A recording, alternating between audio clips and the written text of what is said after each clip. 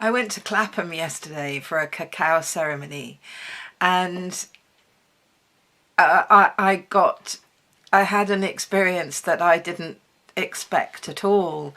I'd participated in a cacao ceremony with a chocolate shaman, which sounds like a joke, doesn't it? But isn't. Several years ago, maybe 5 or 6 years ago, and I didn't really get anything from it. I remember the intensity of the chocolate, which I thought I was going to drink this wonderful, gorgeous, creamy textured, molten green and blacks, and I thought the experience of the drink alone would be worth the journey, but actually it doesn't taste very nice to me at all. It's quite bitter, even if I put agave syrup in it, and it does make me feel a little bit nauseous. And when I did it before, it made my heart pound, and I couldn't get away from that, and I didn't have much of an experience, and it was quite disappointing. Now, one of the things that I learned coming out of that my recent ayahuasca experience and playing intuitively with what occurred there is I learned that I have an underlying assumption that very quietly undermines every experience I embark upon, and makes me view it through the lens of disappointment. So even if something has actually been quite incredible, I will pull in the negative aspects of that and prove to myself, yes, but it was disappointing. I didn't get what I set out to do, or I didn't get it in the way that I wanted it to. So I expect things to be packaged a certain way. Now, that used to be very unconscious. Now it's conscious, and of course that makes a massive difference. So I realized when I booked on this particular cacao ceremony, the first thing that ran through my head was, well, it's not going to be any good, is it? It's going to be disappointing. It was last time. Why would this be any different? But the fact is, I heard that. I heard my underlying assumption, and I chose to not take any notice of it and not let it run the show. And I'm delighted that I got that, because actually I didn't have a shred of disappointment out of this cacao ceremony. I had no idea what to anticipate.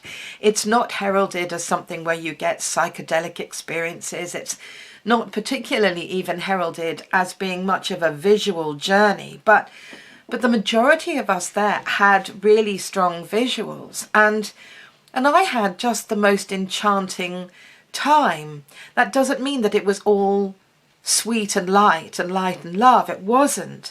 There was a beautiful level of love that I felt from the spirit of cacao, but I did drop into some deep places. But what I found was that it was easy to let go of the baggage there. And then I got a very strong message, was that I usually give myself such a hard time, and that I take myself too seriously. And when I take myself too seriously, particularly when it comes to personal growth, is I make the drama dramatic, and I can't let it go. And then I make that serious. And I didn't get any of that in my cacao experience. It was an effortless journey through my body. There was quite a lot of healing going on.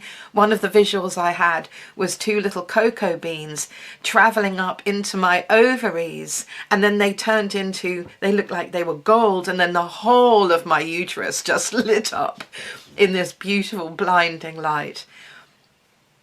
I have no idea what that means. I don't think it matters. I don't think it means that my menopause is going to be reversed and I'm suddenly going to have twins. I don't think it means that. But I do get this sense that there was a clearing, and potentially around sexuality.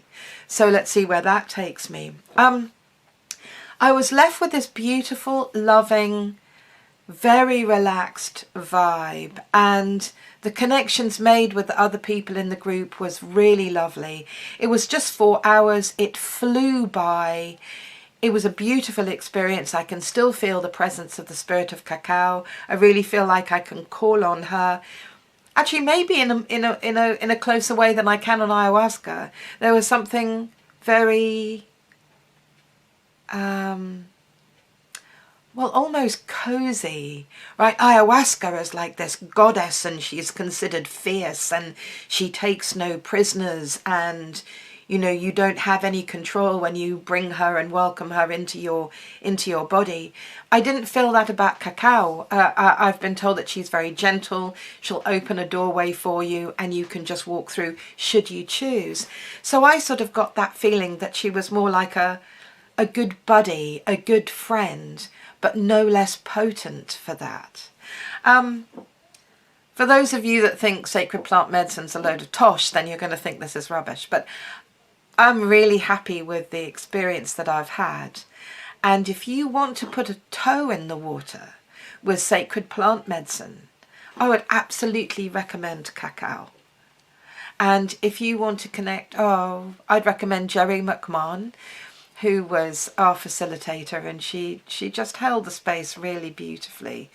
It was a lovely, charming, magical, loving and potent experience, and I'm rather blown away by that.